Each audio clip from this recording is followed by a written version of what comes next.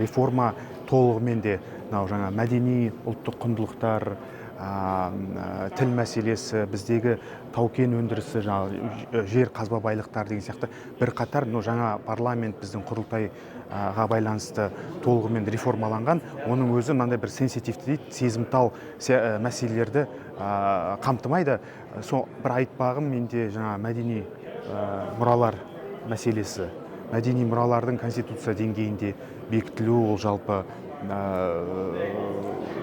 біздегі ұлттық құндылықтардың, мәдени байлығымыздың институционалды деңгейде қорғалуының үлкен кепілдігі деп ойлаймын. Мысалы, бұған дейін естеріңізде болса, мәдени мұра деген сияқты жалпы 2000 жылдары, мынау 10 жыл бұрын, 15 жыл бұрын жүзеге асқан Қазақстанда осы салада ондаған демейін жүздеген жобалар болды.